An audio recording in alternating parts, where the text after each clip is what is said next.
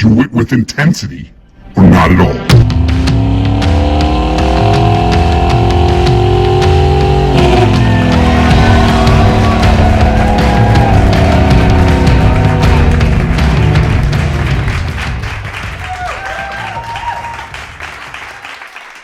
Welcome to the Intensity Podcast. I'm your host, Hans the Hammer Hartleben, reporting to you from Intensity Studios. And we did get him on. We got him on set, guys. And Kasey, if you would have heard me throw you under the bus on the podcast where you were supposed to be here, you probably wouldn't be here right now. Oh, I'd be here. I'd be here anyway. That was my fault, by the way. I couldn't tell him now. I could tell him now. No, it wasn't too bad. It wasn't too bad. I propped you up. I gave you all the props you deserved. Okay. Yep. And then I threw you under the bus. I said, "You're fucking out. You play baseball? This is 2 strikes and you're out." This guy said he's coming here. I got podcast listeners that are losing trust in our brand because the guy, he's busy. I know he's a busy guy, but we wrangled him in. I hunted you down.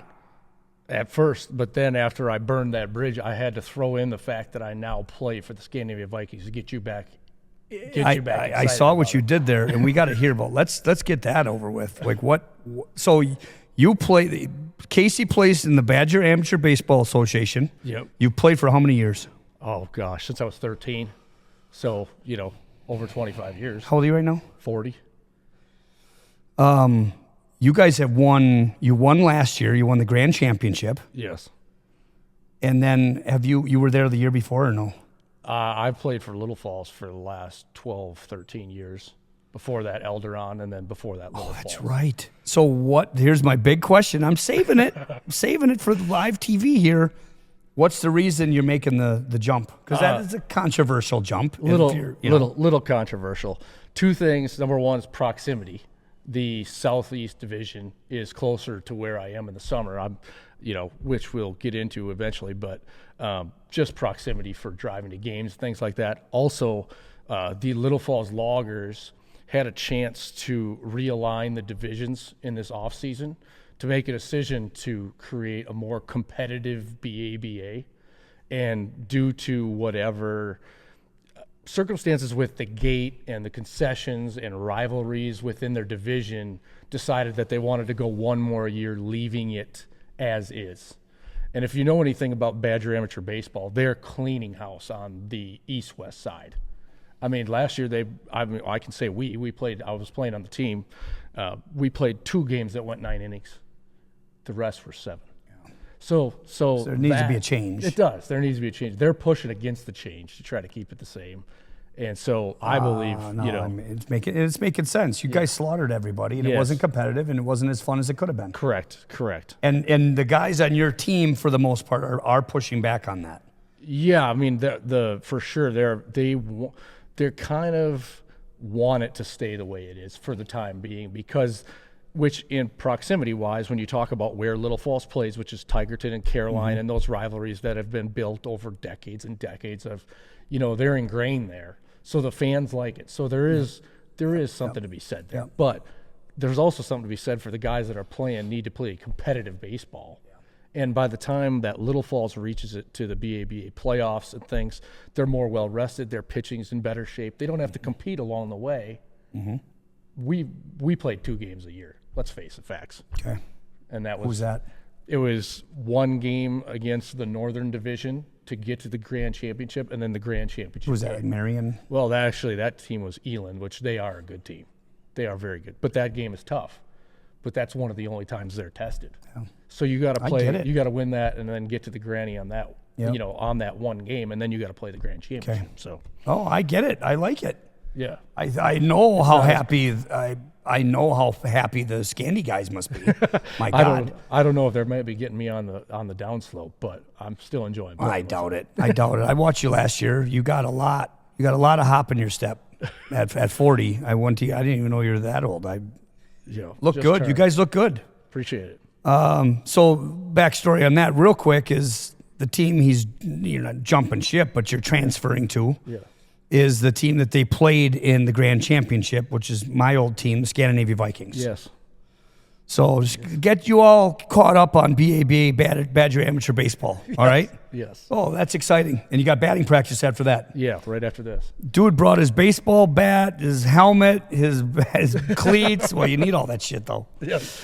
That's all you got. Okay, so little backstory on Kasey Morgan. You're living in southern Iowa. I didn't realize you were that far away. Yeah. I'm like, Jesus Christ, why can't you just whip up here? Right. Why was I thinking you were in Madison? Were you used to be in Madison? Yeah, I lost track. I got a lot of work there, and there are a bunch of farms in that area that I work on. So I am here, periodically, a lot during the summer. A lot. So it that's isn't where I'm as getting big of that a from. deal just to whip up here. It's not a bad drive either. It only took me about an hour and 20 minutes From Madison. Okay. Well, yeah, I do believe that because something happened one night we were downtown and you decided you had to cruise home, or you were living in Elderon or maybe Eatland or something like that, and you said you went 120 miles an hour for like all the way home. You made an hour and a half drive in 20 minutes. Maybe. I can't. Does that ring a bell at all? Not at you all. had an Impala. You had a V8 Impala. Oh my gosh, I don't Right? remember that. Yes. Well, that I was know. long I'm a time car ago. guy. I'm a car guy. So that car was like, when you had that, I was jealous. That was a long time ago. 100%. That was Elderon. 100%. Okay, and Now you that- drove. now That you say stuck the with car. me. You drove from Stevens Point to Elderon in like 15 or 20 minutes, and that's our drive. Oh man, I can't believe you remember. But if you knew the car, Chevy Impala with a 350, Yes. how did they even put that in there? Bad And idea. that was just, yeah. Almost lost my license because that's just constantly speeding. Just driving around 80 everywhere. Waste of time. Got rid of it. Yeah, that's one way to save time, man. Yes. Good Lord. Wow. Okay, so Kasey, your bread and butter right now, and he is a professional hunter. Okay, I want a hunter. I don't hunt anymore. I'm really not into it. Sure. I grew out of. I have new things. It's called doing nothing. It's just business. I have zero hobbies. So, but there are a lot of. I feel like hunting is on. I mean, I get carried away. Moments, squirrel. Hunting's on the way up. Am I wrong by saying that? Yeah, for sure. From the YouTube, social media, more and more of the younger generation, that's how they're getting involved with it. Okay. I think years ago it used to be kind of a mom and pop little cabin in the woods. Your dad's teaching you to hunt. Nobody says anything. We drink beer and we shoot stuff. That's kind of what it was. Now this new generation of kids is like, hey, I want everyone to see what I'm doing out here and how I'm doing it, how I'm going hunting and experience, all the little action cams and everything everyone's got going on. So from a public eye standpoint, it's for sure rising. That is super freaking interesting, and that makes a lot of sense. Yeah. It's like, God, am I that old that when you said that was my hunting experience, was a mom and pop cabin back in the woods. No one talks about it. Yes. Nobody sees it. Or they'll have a picture printed out from, I don't know where, the fucking film place back then 100%. of a buck. Yep. And that's how you knew about it. And then that made it in the paper. Yep, it made it in the paper. It was at the bar book in the binder. Yeah, you could unwind them and look at the pictures. Yeah, I have. Awesome. I have. Oh my God, so awesome. So he's a professional hunter amongst a lot of different things, okay? And first of all, just so I don't miss it, where can they find you on social media? What's your handle? Oh my God, I don't even know my Instagram handle. It's just my name, Kasey Morgan. Okay, Kasey with a K, guys. Yep. Kasey Morgan, Instagram. Follow him. Facebook, are you accepting new members? Yeah, Facebook, Instagram, Okay. Twitter, all of the. Okay, I guess it's Twitter on Twitter, too. X. Okay, yeah, X. That's one thing with Twitter, though. How Elon Musk, he's the smartest man in the world, okay? But how do you say retweet? Yeah, Re-X, I don't know. Doesn't make any sense. Up X, I don't know. It doesn't make any sense. No. People are Screwed that still up. saying tweeting. Right. So it did not fit. That was not a great brand change. Yeah, you can't Re-X somebody. Makes no sense. Yeah, that's not the best. He was just so mad, Yeah, he was like, mad. He had to change it. Yeah, he's like, oh, screw this. Yep. I'm calling it this because Could have been better, though. He could've. didn't. Did he not think through what it's called to tweet and retweet? He's just not a thinker. That's the problem. Yeah. He gets where he's making living space on Mars, but he just can't figure out the name for Twitter. Come on, we'll figure it out. I guess, though, some of the common, these guys are geniuses. Yes. Okay, and the people, this guy was weird because he's a fucking genius. Of course, you're not going to have a nice conversation with him about cutting lawn. Right. He doesn't know about that. He doesn't know anything about it.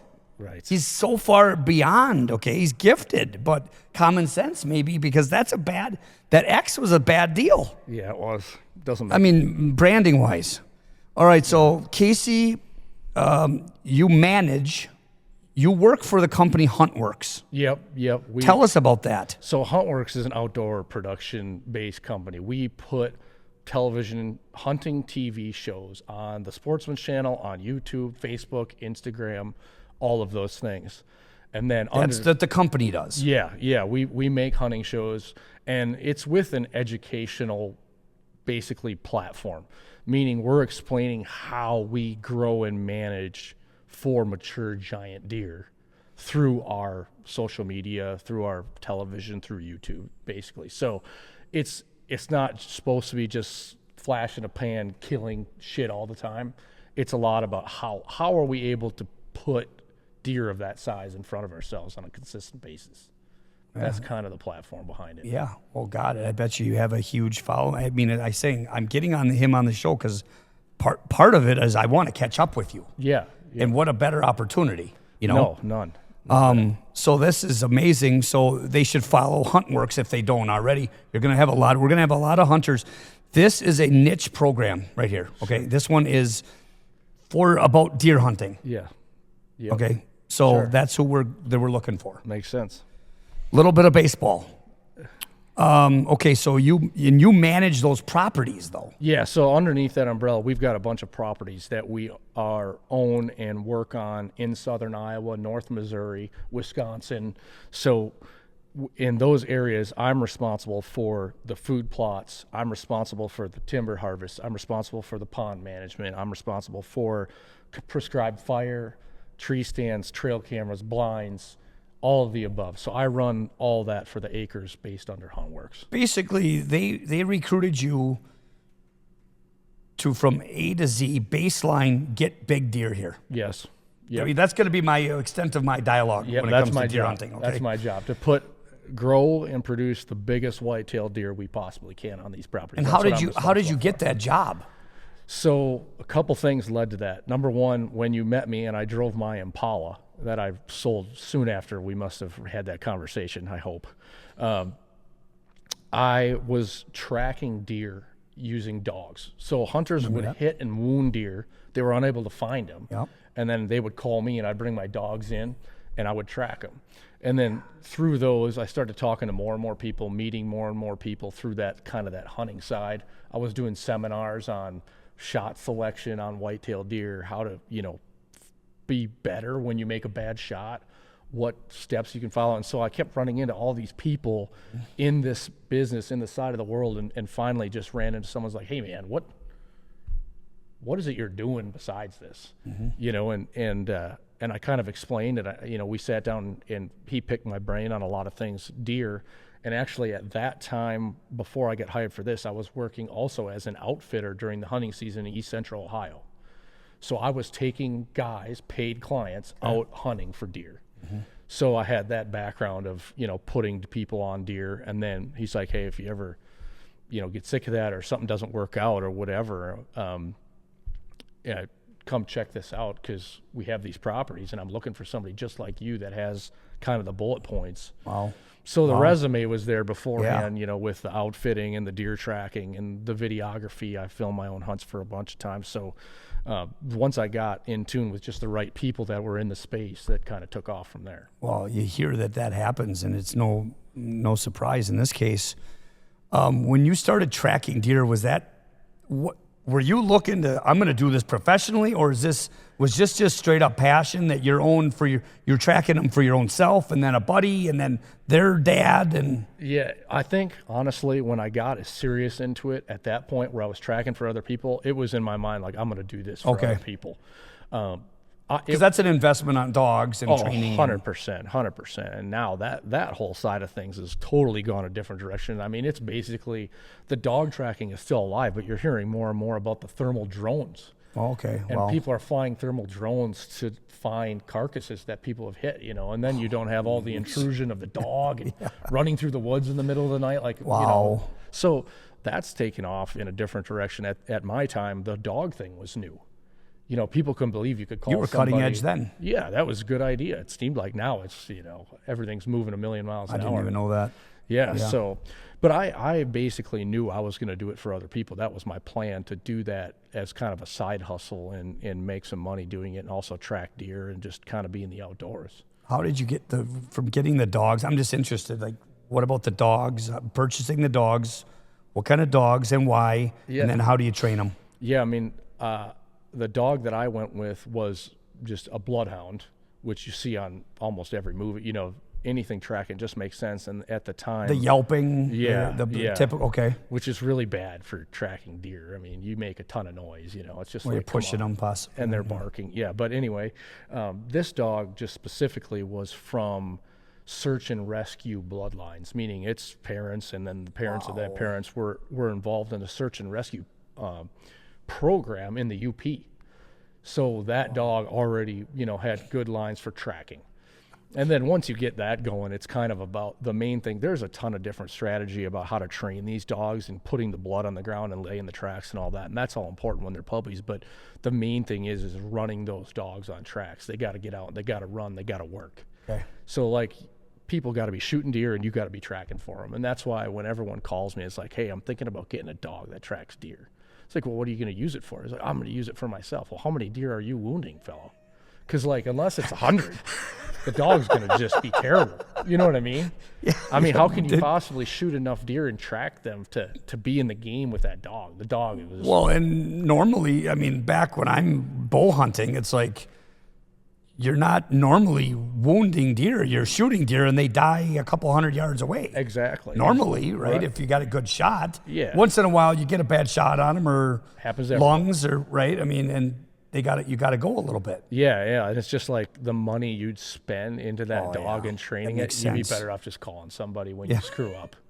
I mean, well, I think that, this is why he's on the show, because I think they want to be that guy. Right. They didn't want to tell you necessarily Yeah. that they're interested in doing what you were doing. Yeah.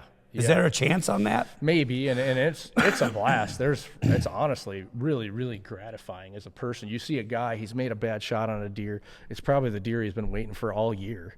And he's called you because he doesn't know what to do. He can't find blood. He can't, he really wants it back. And you take your dog in there and track up to it and find it. The people are just elated. Oh, yeah. Well, I got to tell you a super quick story and tell me if this is the same is this related. We're interested in these lost dogs. Okay, me and my lady friend. We lost dogs, especially the small ones. Yeah. They're underrated. Yep. Okay, nobody cares, it seems like. Right, and they're out in the wintertime and they're lost. And there was one behind Walmart here. It was lost for days on end. Yeah. Little dog, freezing cold. Yep. And they had drones out, not thermal drones. They had drones out, people pushing, driving, I mean, everything. But the key component was a guy brought in a dog. Yeah, tracked the dog with his dog. And found it right away. Yeah. And then I think he just pinned him down. What did he do? I mean, how could, because this dog was running away from everybody. Yeah. They would see him and he would run. Yeah. So how could this dog, okay, say he found him, but then this dog's running away. This dog had to do something. Yeah, I don't understand. There's a million different things. Obviously, finding a dead deer is super easy. The dogs usually just almost tear into them or sit down next to them. They'll do whatever you train them to do. Okay. But finding another dog, that'd be a different animal. I don't know. Sometimes dogs relate to other dogs better than humans too. I mean, that would be a plus. I mean, you hope that that's the case. I don't know. I have no idea what they would have done. But yeah, I've seen it. And when I used to do the tracking thing, I used to get 10 or 15 calls a year like, hey, can you come find my dog? You did get, okay. I got It calls doesn't all work the like that though. You had to say, I'm sorry. Yeah, but I did, once you get into that side, you meet other people that are doing that. You just turn them over like, hey, I got a guy that does that. So wonder if this guy actually his dog does that. Probably. He wasn't just a hunting dog. I doubt it. Okay. Yeah, Okay. He probably tracks. He teaches them to find lost dogs. Dogs tracking dogs. It's a different. But there's no money in that. I don't know. There should be. There should be a lot. There should be big rewards. There should be. Because that dog is worth more than most deer to people. For sure. for sure. It's a family member. Yeah, you'd think like, hey, I got $1,000 for someone that gives information. Right? Something. I mean, he did it. Well, I know he did it for nothing. So, I mean, how does he make a living doing that? Yeah. Unless you're a retired guy and want to give back totally. Right. No, but there's a ton of that stuff out there. Lost kids. You know, you hear of family members disappearing. Every year in like southern Iowa, some kid wanders into a cornfield and there's freaking 8,000 acres of corn. Oh my God. And he can't get out because he's walking around in circles. You know, you always get I've seen those cornfields there. How are you going to find your way out? I couldn't get you're out. 3, 4, 5. Yeah. 5-year-old kid can't get out. So then now they're just flying drones over there. Like, all right, there he is. We found him. But the dog thing used to be, you know, they take a dog and find them. Yeah, give parents to have an article of clothes. Right. Something that's fresh. Yep. Okay. Get it over, and that's simple as that. Yeah. All right. Well, thanks for getting us up to speed on that. Also, you are the entity owner of Deerfest. You own that event or that festival. Yep. That's your trademark. Yes. Yeah. My wife and I own Deerfest. Okay. Yeah. And it's coming to Stevens Point, Wisconsin this August. Stevens Point, Wisconsin, Deerfest, August what again? 22nd through the 24th. Yeah, and we are fired up about it. And part of the main reason that, well, my wife graduated from Stevens Point, so did I. She's from Wausau. I'm from Iola originally. And we wanted to bring it to Point the whole time. We've been trying to get it back here. The problem is, obviously, doesn't have the population base that, you know, an Appleton or Green Bay or Oshkosh has. But what it does have is a thriving hunting community and people that are tight-knit here. You know, if you hear about one thing, it sweeps through the entire Point community pretty quick. Yeah, better than a city. Yeah, and our knowledge and just contacts here are so much better than they were in the Oshkosh area. I don't know anyone in Oshkosh. Yeah, I know. How do you? Tim Heisey. Yeah, that's it. Tim Heisey's in Oshkosh. I think so, somewhere near there. No, but it's about people and connecting. It's old-fashioned that way. Yeah. And everything is though. It is. When it comes to building a business and getting the word out for someone to show up, it's about personal invites. Exactly. Which is amazing considering Rehab Sup Lab's going to be there. Sorry, I didn't mean to cut you off. No. Just had a chance to brag about being at your Rehab Deerfest. Supplement's going to be there. Yep. With a great truck, display. with the Freightliner. Pull that truck right in there. Oh yeah, we're gonna have a detailed. Pull it in. We're gonna make hopefully help what you got going on. I appreciate Make it a little more interesting. Yes. And we want to brand, you know, for the same thing actually. We're gonna try to scale. We are scaling. I hate the word try. Sure. From the inside out, 0 to 1. It's for the same reasons we want to be here in Stevens Point. Yeah. That's where it started. We're not going to try. We're not trying to sell supplements to people in Los Angeles. Right. We're not placing ads in Los Angeles. Right. We're getting the word out in Stevens Point and Plover. Yeah. And to our franchisees. Right. So that's where we're starting. And that makes sense. Yeah. I mean, it's nice because like I think there's something to be said for going back to where your roots were as far as like if you're going to own a business and it can operate anywhere and you can do a good job, why not be where you know the area, you know the best. It's pleasurable for my wife and I to come back here, do the work we got to do, and then sit down at Partners for a drink, you know, or stop by and see some friends that are in the area. What is your wife's name? Valerie. How do you spell that? Valerie. Oh, Valerie. Yeah, Valerie.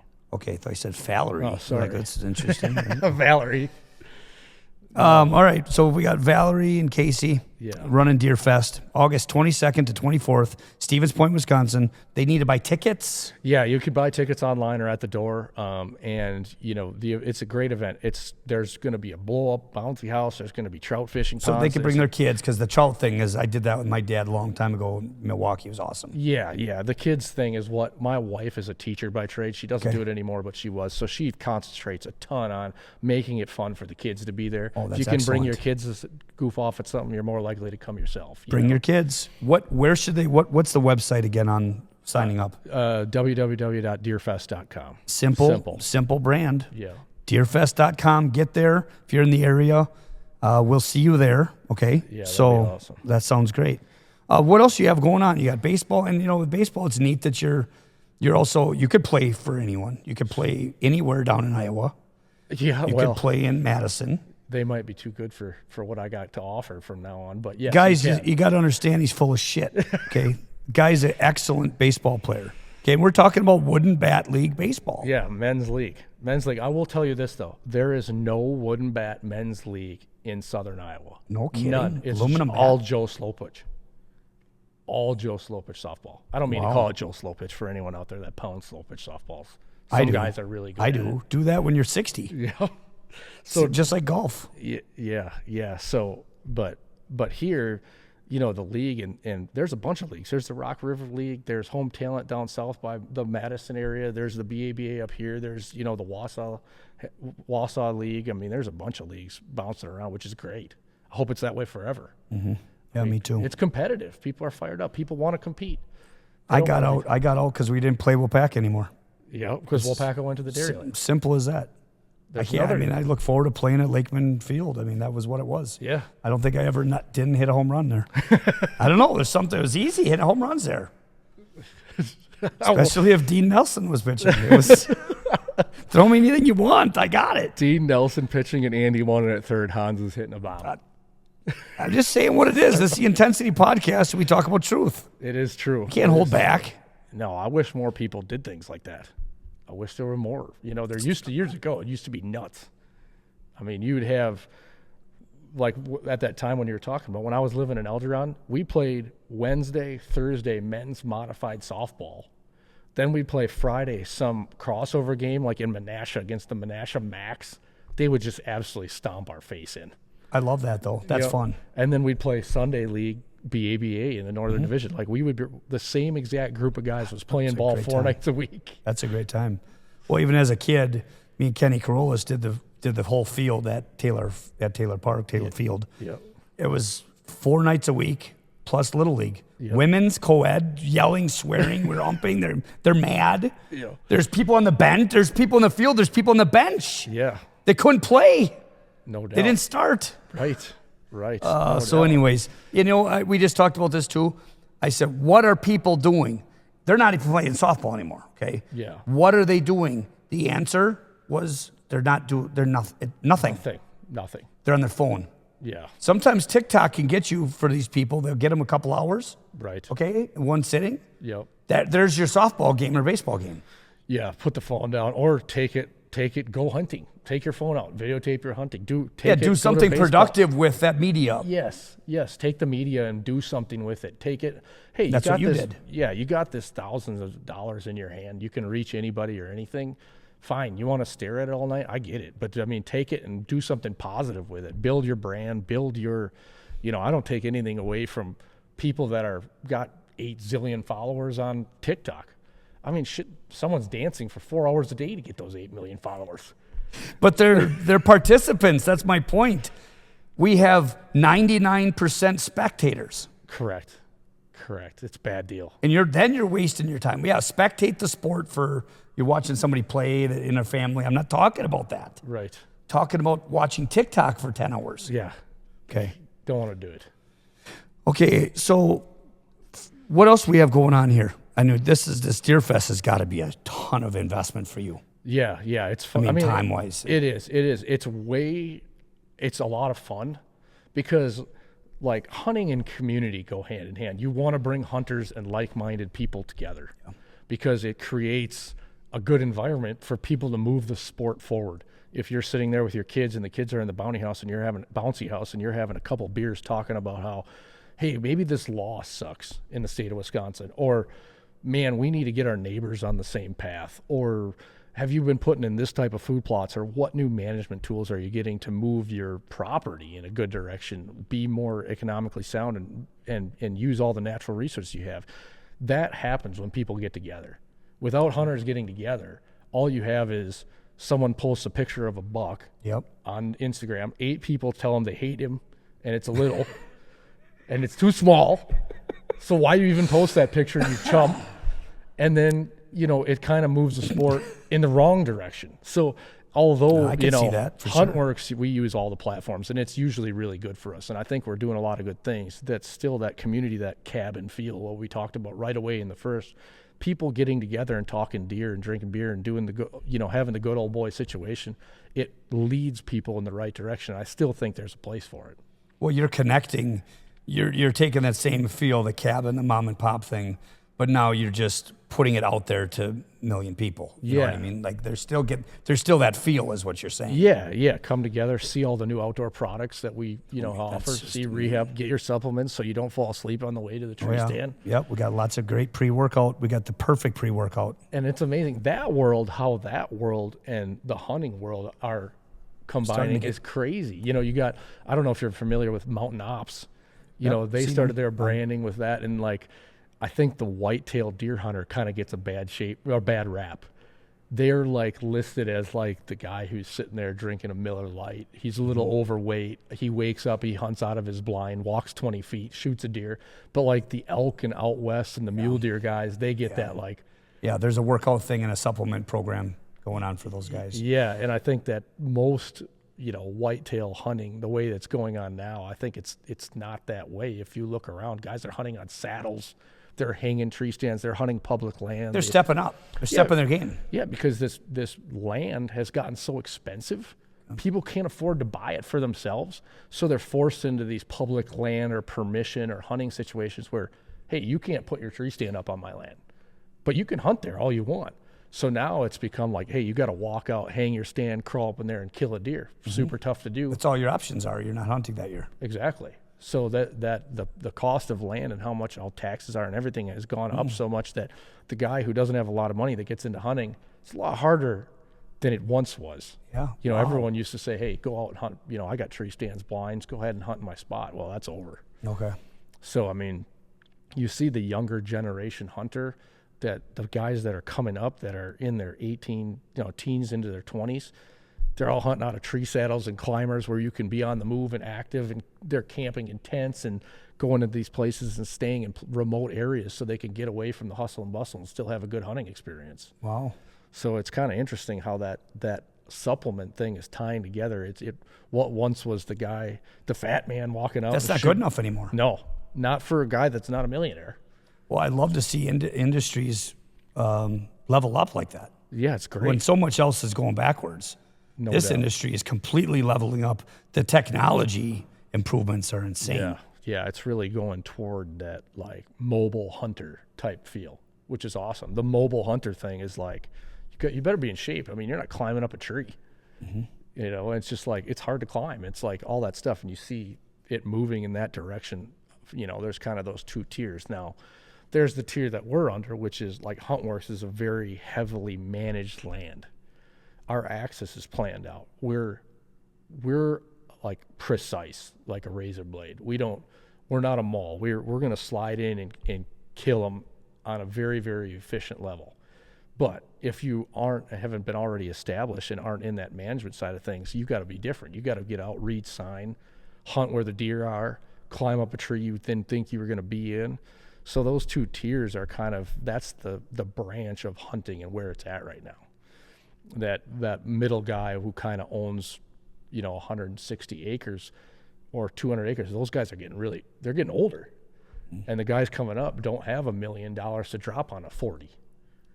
So they're hunting. Just talk about real estate prices. Yeah, it's insane. You're talking $6-8 an acre. Guy out of college. Yeah, exactly. Well, exactly. That's a good point. So you're leasing land, you're paying top dollar, you got to know how to haul ass and get it. And no doubt. What do you call it? Scouting deer? Yeah, scouting. Sure. See, I know something. Yes. Hey, who can all hunt on Huntworks land? So that we do a couple of hunts per year that aren't ourselves. Typically, it's just Greg Glessinger, myself. We do have a partnership with Rolling Bones. That company is, let's just say you wanted to go hunting mule deer. You have no idea how to get the points for a tag. You don't know where you're going to go. You call Rolling Bones. They'll handle your applications for your tags. They'll handle locations. They handle all that for you. We do a hunt with them every year. We do a hunt with the Helping Heroes Foundation, which is kind of like a Wounded Warrior type program. Okay. So someone who's been through something, whether that be first responder. That's Helping Heroes? Yeah, that was the name of that one, is Helping Heroes. First responders, police, veterans, we take a couple of those guys, but typically it's just Where did you shoot? He sent me a couple of these deer. That's and I'm good. like this deer here, I don't know if I've ever seen a buck this big, guys. I'm going to post these on the Facebook page, my Facebook page, Hans Hartleben. And I mean, the spread on this buck is way wider than you are. You know what I mean? Yes. So when people say 20-inch spread all the time back in, 20-inch spread, normally not even close. Right. What was this? 21 and a half. Yeah, it's a great deer. That's a southern Iowa deer. Southern Iowa. And can you explain the scoring? Sure. So like on a Boone and Crockett or Pope and Young type score, this one's an archery deer, so it'd be under the Pope and Young type deal. Oh, that's how that works. Yeah. Okay. And if anything over 170 inches of scoring is considered a Booner, that one is not. That one's in the low 60s. So what they do is they take a mass measurement from the mass around the base, mass around between the first and second point, mass around the second and third point, and then halfway between the third point and the tip, you measure the circumference. Then you go around and measure the lengths of the points, and then you measure the inside spread. Okay.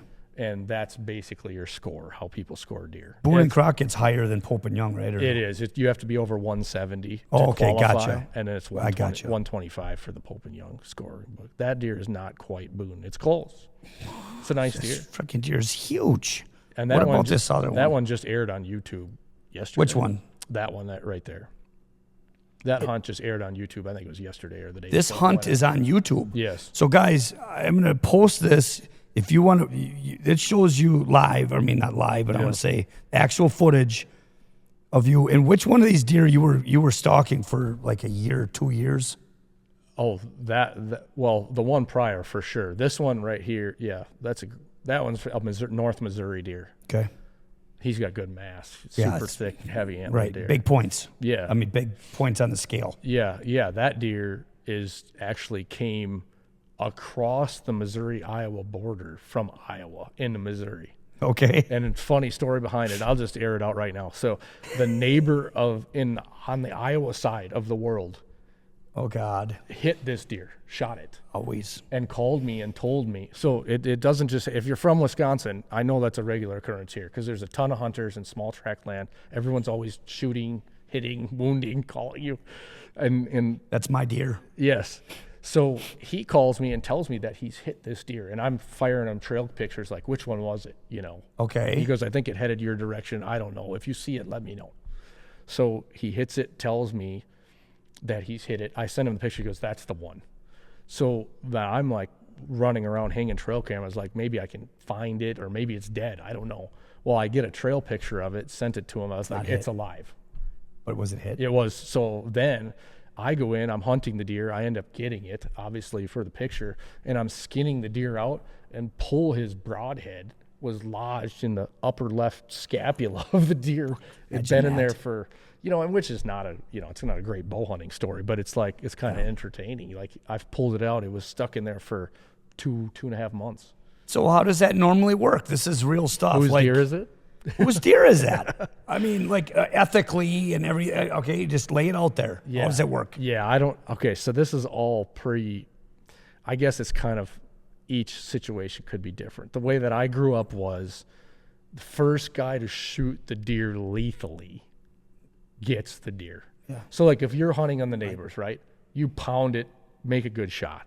It runs into my property. And dies. And even if it's about, I shoot it again. You walk over there, there's 2 shots in a good location. Okay. It's your deer. You hit it first. That's how I was. That makes sense. Okay. Now, if you shoot it in the back leg and it comes running over and I pound it and it dies and you come over and say, I hit that deer, I'm like, now it's like, well, how do you decide it? Well, my thought is, how does a back leg, does that kill it? Do we not know? I don't know. Unless it hits a femoral artery. Which, could, right. But this one definitely a broadhead in the shoulder. He wasn't going to die. No, he was going to be hurting. He was, and he was living healthily for a couple months. And you can God, video. can you imagine how hungry you'd fucking be? Can't if you imagine. Had a broadhead in your scapula. Terrible.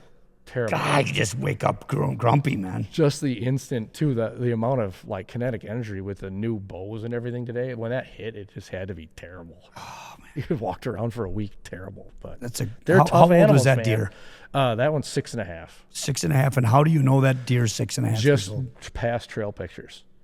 So like, Oh. I hesitate to tell the age of any deer because I hear this stuff thrown around all the time. That deer's 3.5. That deer's 4.5. How the fuck do you know? You can't. I'm wondering. You can't know. Only thing It's not like you're counting rings on a tree. Right. Okay. The only thing I will say is, like, if you get pictures of a deer where you recognize it, it's big enough for you to recognize. You figure that deer's 2.5 or 3.5. By the time you could recognize it, where it's got a rack that's starting to be substantial, then if you have a trail cam history of that deer, let's say it's 20, 21, 22, 23, 24. I have pictures of that. Now I know that deer is 6 or 7. If I have 4 years of history, figure he's 2 or 3. Yeah. It's a rough estimate. Because even the cross-sectional studies they do on the teeth, I've heard that is within a few years. Like, cause have you ever heard that on a human? Like when they come across and they find a dead person. Well, that's their only, yeah. They're like, oh, he's male, age 18 to 24. Yeah. Well, if they can't tell the exact age of a human, how are you going to tell that deer to the year? I just don't see it happening. No. And what does that cost to get that dental? Well, actually, it's not too bad. They do the testing for the teeth. I think there's a bunch of different tests. I've actually sent a few in. And one, not to discredit this whole thing, but I mean, we've sent teeth in on deer we've known were older than 6, and they'll come back 3 or 4. That's what they say. Well, then they say, well, hey, we're going to be within a couple of years. It's not. Well, I don't know. Where are you sending these? I would have to look up where it is. I haven't done it in so long. But you can send the cross-sectional teeth in. If you get on Google, look it up, place to send the teeth in, they'll cross-section the teeth and tell you the age of what they think it is. What do you mean by cross-section? They've actually cut the tooth apart and do cross-sectional studies. Okay. But here's another difference. A deer that lives in the Chequamegon National Forest in Wisconsin eats tree bark. Very tough living conditions. Probably more wear on the teeth. What are you eating? You know, shrubs and brush versus a deer that lives in Wapaka County, Wisconsin, or Portage County and eats alfalfa all summer. And then, you know, maybe has woody brows for a fraction of its life compared to the one. So how do those teeth differ? It's probably a big difference. It does make sense. It's common sense. Probably a big difference, you know? Yeah. So that deer up there in the Chequamegon could be 4, and his teeth could be a tremendous amount of wear, where this deer could be younger and not have much at all. They eat tree bark up there? Well, that's actually the #1 preferred winter forage of white-tailed deer is woody browse. It's just shrubs and trees and small. That's all they have to eat because all the farmers take their crops off. Yep. Snow hits, 2 feet of snow. What's left? That's it. Trees. Yeah, it makes sense. Yeah, so that's why you're looking for, you know, and that's a whole different conversation, but, you know, the amount of browse from your feet to your waist, that's what deer are eating in the wintertime. So. Did you shoot these deer on your HuntWorks? Yes, yeah, both of those were on the HuntWorks property. And you should. I mean, that's the stuff, you earned that. Sure, yeah. You created that environment. Those deer are there because of you. Yeah, we do a tremendous amount of work and a lot of time and energy goes into it. And we try to target deer, you know, 6, 7, 8 plus, nothing under that age. And that's how they get big and old. How many acres do you guys have? Well, I'll tell you what, on this podcast, I'll say that it's a lot. That's all I'm going to say. You're not supposed to say that? I'm not going to say the exact amount. Why is that? Because the owner of the land probably wouldn't appreciate me telling exactly how much it is. And plus... Why though? It's just... What am I missing? It's just, you know, you get here's what you're going to get out of it. Well, if I had this, I could do that. Well, if I had 20,000 acres, 100,000 acres, I hope you guys can... Hope you can kill some. Can see that. Deer. Well, that's what anybody... You give anybody any facts and they can... They can turn that however they want to. Yeah, and what is a lot to somebody and what is a lot to me, that might be different. But I know it's a substantial amount, good enough for us to not have to worry too much about deer wandering off, what the neighbor's doing. It's funny, they still get killed by the neighbor all the time. And it's funny, we have a couple neighbors down in southern Iowa that are one's from Marathon, Wisconsin, of course. The other guy's from Marquette, down by the Marquette area. Okay. And I was like, you guys are all the way down here. I was like, I came down here to get away from you. Yeah. And here they are. They're everywhere. Orange, they're all ready over to you. go, killing. But they're all good people. So if you guys are watching this, you're good people. But it's just interesting, you know, what you run into Wisconsinites everywhere. And that's how, and that's why we were so motivated for the whole Deer Fest thing. We know what a great state Wisconsin is. It is so hardcore hunting and it's so ingrained in the community here. Not as hardcore as Iowa though. There's more hunters though, a ton more. I would say Iowa, the thing that makes it great is because there's less hunters, there's less pressure. And because the land prices are not as high as they're getting there now, but they weren't as high 10, 15, 20 years ago, a lot of people could get into some larger tracts of land, and larger tracts of land save more deer. And the more deer you save, the bigger they get. Oh, I mean, that's what I was picturing. I mean, it does make sense. Real estate dictates it. Everybody gets along probably a little better because fewer people, fewer problems. Exactly. More people, more problems. Yep. More dense hunting, more people, more conversations, negative conversations you're going to have. Yes. Yes. And I mean, it's... And up here, like, I don't know if it's like this anymore, but I remember when Davey Loken started getting this quality deer management. Yeah. You tried to get all the neighbors on board, and then they weren't. Yep. And then it wasn't going to work. And pretty soon someone's mad. Then they're telling that where you run into problems is where you tell somebody else how they should be hunting. Yeah. And you own let's just say you own the property and I'm across the street from you. And I say, Hans, you shouldn't be shooting that deer. You say, Kasey, pound sand, because I want venison. it's my land. And I want venison, and I need I need to rely on that. And I've been sitting here all year and I haven't seen shit, Kasey. Now what? First deer that comes by me, I'm shooting it. And I shouldn't, now that's one thing that I was just a terror about when I was younger. I hated that mentality that I will shoot it if I want to shoot it. I own the land. I can shoot what I want. I hated that. I fought all those guys. I was like, guys, but don't you want to be better at hunting? Yeah. Isn't there this What's the thing big that, picture here? Right. Isn't there anything that moves you forward? Can you get better? You killed a fork-horn 65 years in a row, Don. Let's go to That fork horn's going to stay a fork horn. let's get, let's move in the right direction. And now, full circle, honestly, about that, I understand now that somebody's 180-inch deer, that same caliber deer is an 80-inch deer across the line because they haven't seen anything. They don't hunt as much. They're just as excited about that buck as I am about this buck. And now that I've kind of realized that, I'm way more hesitant to just MF someone over a deer they've shot. I'm kind of like, you happy with it? That's great. If that's what you're shooting for and that's what you're trying to achieve and you've achieved it, I'm on your side. I just encourage people way more subtly now to be like, all right, this is your 8th year killing a 100-inch 8-point. Let's go 110, 120. Let's bump it up a Are you year. interested in bettering your game? Could that be exciting to you? Right. What's wrong with that? I don't see a problem with it, but people get all sorts of bent when you reach across the line and say, hey, I want you to hunt this. Hunting creates a lot of pressure. Oh, people get fired up about it. Oh, you ever hunted with Kevin Keelblock before? I've heard his hunting stories. I would love to hunt with him. They're all true. You hunt with him, you'll end up dead. I don't know how we escaped. Kevin Keelblock. You never know where you're going. No. I mean, we're hunting. This is, Smokey Grenley's land. Sure. Okay? No, it's not. It's somebody else's land. Could be anybody's land. As soon as the sun comes up, we're fucking getting shot at, basically. I mean, it's like people don't fuck around with this stuff. Right. Once a year around here, they're going to go gun hunting. They've been doing it for the generation. Yes. And there's 2 shine boxes Walking sitting around. in their stand, even. I mean, he'd say it's their stand. You never knew. Yeah. He'd shoot up in the air. He shot something, and we got to track some fake deer. Yep.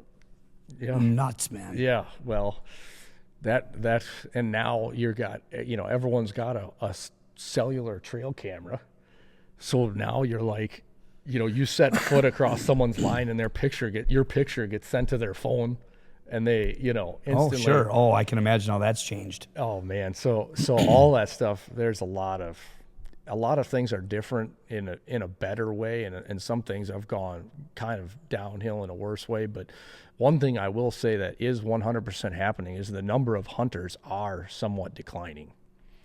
And the only thing that comes to mind that can kind of cause that is just, the property disappearing for access for people to go hunting. Yeah. Like if you wanted to go hunting tomorrow, what would you do? Call Kevin?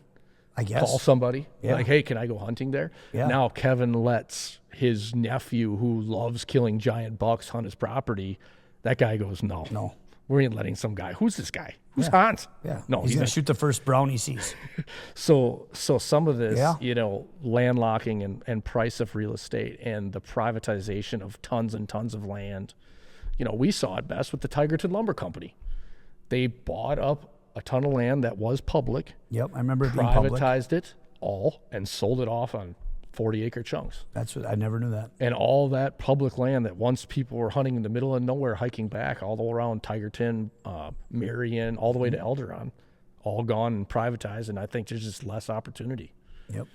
So that's why these things like Less public land, you're saying? yeah, less access. People can't afford to go because there's no place to go, and that's kind of what I am trying to do with the whole Deer Fest thing. You know, at one point in time, I was like, okay, I'm killing a lot of big deer on TV, and this is really fun, and it's fun doing the land and growing big bucks and being around them because it was really hard to hunt when I was younger. Didn't have big bucks, couldn't find them. Had 18 acres to hunt of my parents, saw a doe every once in a while. That's the way it went. Well, I kind of got through that. Now I was like, man, I really want to do something that benefits hunting, that pushes the sport. And that's why my wife and I went the Deer Fest route, because we feel like we can get people involved. Kids that aren't hunting yet can come and hang out at this deal, have a good experience. I love it, man. You know, that's kind of the idea behind it. And that's what we're trying to build it to be, is to motivate more people to go hunting. And that's part of the reason why, you know, you and I were talking about this whole thing. I watch all your stuff, your podcasts, your social media and all that. Appreciate that. And you're motivating people. Let's get fired up. Let's go do something. Let's not sit on our asses and watch TikTok. There's no point in doing it. If you're doing it, turn it off. Yeah. Because I know ultimately it doesn't make people happy. No. I like being around happy people. Yes. And if I can help with that, yeah. it makes me happy. Yeah. And I guess it is selfish. Well, it's a good kind of selfish. Selfishness, if it helps other people, it's good. It's, you know. I think so. So if we can kind of move the needle in that direction, getting behind Deer Fest, gathering like-minded people in one place and talking about good things and getting it going, I think it's going to be a good event. Are you guys going to be set up at Deer Fest in your own? Are you going to be wandering for the most part, but then are you going to have a home base? Oh, yeah. You can find Valerie and I at the front door almost the entire day. We might take a wander around and, you know, have a tent or anything, or you just have to check in? There'll be a red Deer Fest pop-up tent right at the front, and you can find us there. We have a check-in, like when you walk in, we'll just have a big table where you take, you know, the entry, and whoever purchases online, you let people in, and then we kind of like a help section where there's maps to the show, and the kids shed hunt. Every vendor gets a shed. Kids go up, they get a map, they talk to each vendor. If you have a shed at the rehab supplements, they come up to you and be like, hey, what's this? Hey, by the way, do you have your shed? Yes, it is. Your shed has number 4 on it. And they fill out the map. So anyone that brings their kids there has their own shed hunt, and then it you know, also makes them stop at every single booth in the venue. So that's kind of a neat idea. And my wife is behind all of this. Obviously, you know, I wouldn't come up with something as creative as that. That's true.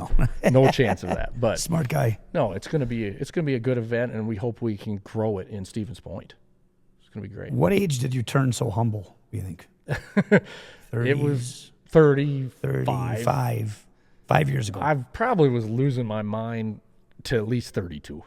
Okay. Yeah, we talked a little bit about that. You have to. Eventually, you want to find your. I think everybody knew you had a lot of potential, a lot of talent. It was just a matter of when you wanted to start focusing. Yeah. I think. I appreciate you saying that. I don't know where my you know, it's funny how the world works. Like, you kind of just, the chips fall in line if you work hard at things. So like, you know, you start working at opportunities present themselves. Yeah, and you can kind of get going in the direction that you want to get going. I know, you know, I definitely was running around with my hair on fire as a young kid. I mean, and I hope that if you're a young man, age 18 to 22, 25, I hope you're running around like a son of a gun. I hope you're having a blast. I hope you're figuring out who you are.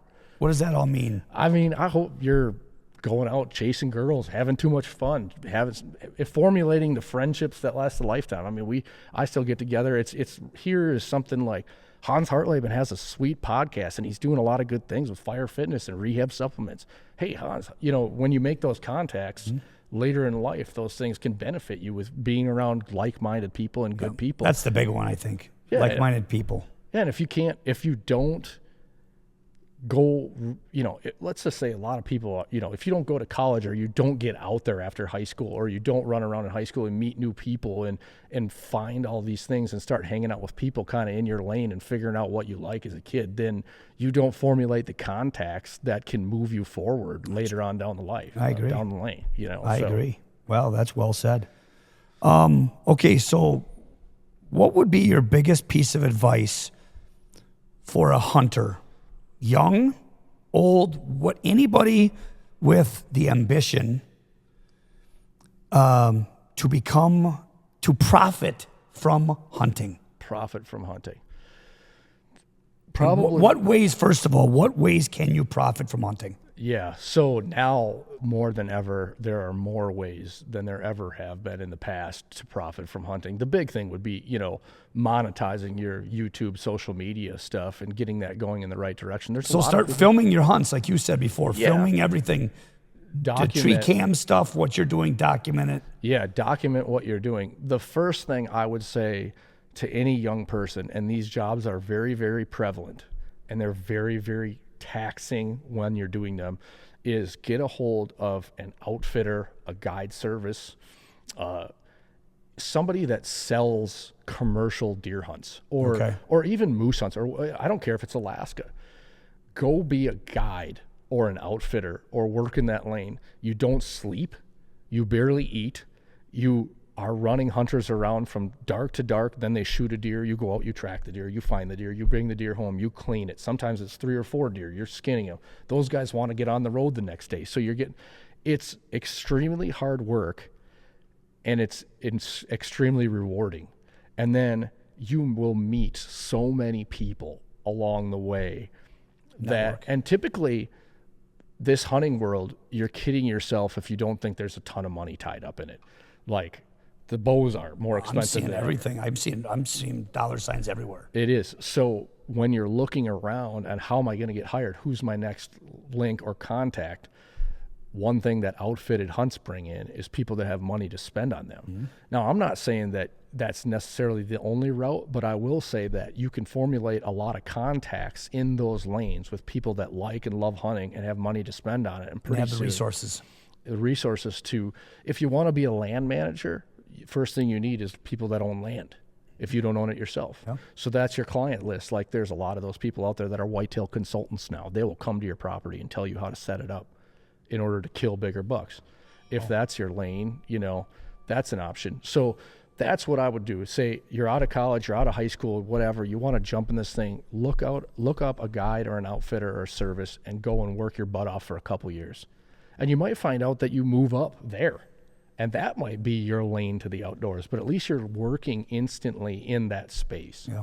Because there's a lot of people sitting around, like, get into business or get into that. I really love hunting. I wish I could do that for a living. That's what I'm getting at. You got to get into the lane as fast as you can, because that's a step up right here. That's good advice, guys. Yeah, because this space that you're in is very competitive. Everybody wants to be a deer hunter, and everyone wants to hunt for a living.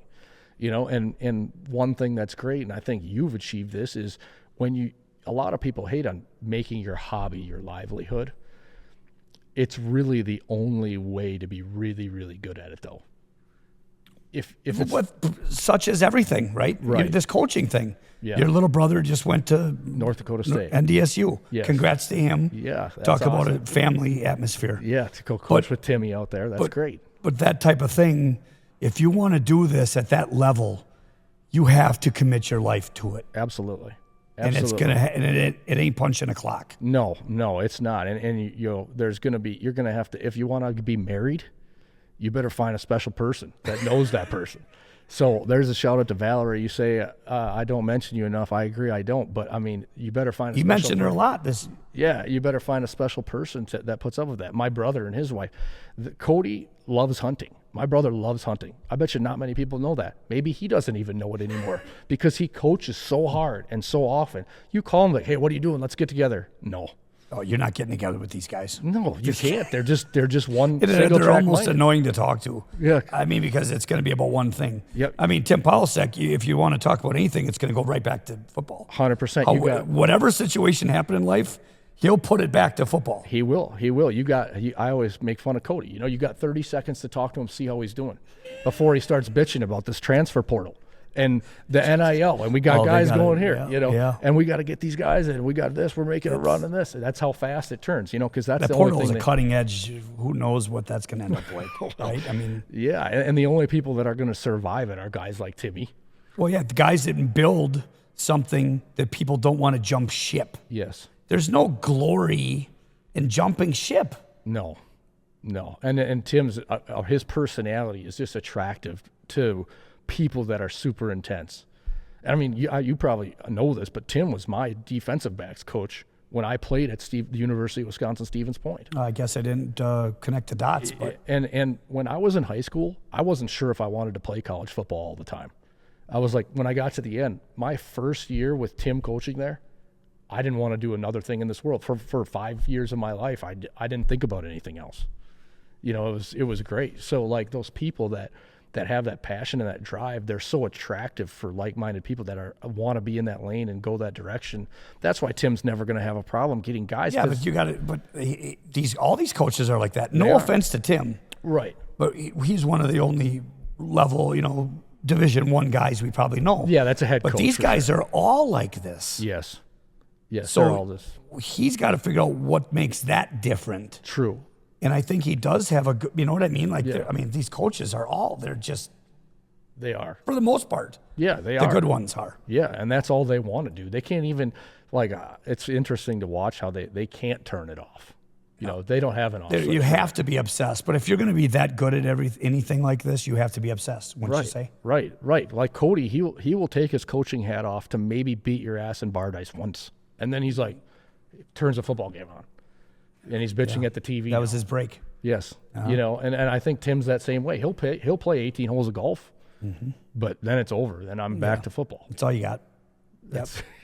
Well, I admire even then he's yelling at you. I admire that with anybody. Me too. I know people that you don't want to be obsessed with anything. Well, you do if you want to be the best. Correct. You do want to be, and you can never ever, we touched on it earlier when you mentioned the size of property. Well, if I had this, I could do that too. Well, then let's get to going. I really enjoy that conversation. When I was younger, like when you're talking about, that's like, you might as well, I was probably, the gloves are coming off over that conversation. You were already feeling the same way. That hasn't changed with you. No, like when I was younger, I felt like if someone came up to me, well, Kasey, if I had what you have, I'd be killing those deer. I'll punch you in the nose for that. Right, but that's still how you feel. No, I think now I kind of think, how can we get you in that spot? Because I can't hit somebody in the nose and tell them to come to Deer Fest. So I'm saying, like, I'm just trying to tell them, like, okay, so if you had this, you could do that. I want to help you. I want to help you get there. Let's talk about what you want to do. It's true, though. Well, this is why you're even coming on here and why you're doing this great stuff with Deer Fest is when one thing I'm realizing is also education. Right. You have to give if you want to ever get. Sure. And education and free education. Yeah. It goes, and you're building bridges. I talk about building bridges in every single podcast. Sure. And those bridges happen and tend to present themselves more often. Yeah. I mean, you must have to do it all the time with your clientele here. Like, hey, you have to get them in. You have to build trust. Hey, it's a good thing. It's going in the right direction. I can't punch them in the nose either. No. Like they don't want to be disciplined. They don't want to do this. You can't just punch them in the nose. Exactly. You got to ask them questions. Like I heard you asking, in the prototypical scenario, what is that going to take, or what does that look like? Are you going to be happy with that deer? Right. You have to ask questions. You do. And no one gets mad about questions. My two rule of thumb: nobody gets mad if you are confused or ask questions. Right. And that's your way around it. Exactly. Because as you get older, you can't punch people in the nose. Yes. You have to use more mental warfare. Right. You have to say, hey, okay, you can, if you had, well, is that something you'd like to do? Because if you would, that's great. I'm willing to help you. But, you're going to be on the road. My truck has 85,000 miles on it. It's a year old. Yeah. Wow. I don't like that. That's not a fun part of my job. Doesn't love that. So. That goes with the territory. Right. And there's. Literally. You're not going to be home for everything. Our kids go to daycare in 2 different places. Okay. So, we don't wake up. Happen. There's a lot of different. How many kids you have? I have 3, 2 with Valerie, they're our youngest ones. And then I've got a 15-year-old Brecken. He's a good kid. He loves hunting. I'm sure. I've seen pretty him. Good athlete. So, yeah. It's fun. That's fun. Yeah, it's fun. He's getting to the fun time for me. Like, he's getting to be competitive. So that's great. Well, yeah. But yeah, absolutely. It's a lot of travel. It's a lot of time. There's things you're going to miss doing it, but there's a lot to gain by it. Yeah. It's a good point. So, well, man, I think we covered a lot. What did we miss? We're right at an hour. I mean, it's perfect. He's got to get to batting practice, guys. That was I mean, I'd love to have him here all night, but man, he's on a schedule. He's got to start hitting some seeds. I do. I got to get some batting practice in so I don't make a fool of myself. Don't listen to this bullshit, man. He hit 40 and he got humble on you. No, he got humble on you. Come see him at Deerfest. Come see him and Valerie at Deerfest, Stevens Point, Wisconsin, at the Holiday Inn. Go to deerfest.com, get a ticket. Yes. Say hi to us. We'll be with the Rehab Subslab truck on August 22nd to 24th. That's awesome. I appreciate you having me on. And Thanks I am for coming gonna. on. You bet. I appreciate it. I'm sorry for throwing you under the I bus am so going to bad. get in on the there and watch previous- you dogging me for sure. Oh yeah, it was rough. Strike, you're out. How many strikes? Well, I'm glad you gave me a pinch hit situation here, so that's good. Hell yeah, it was worth it. I really appreciate it. All right, thanks, man, and see you guys. Hey, if you like it, share it.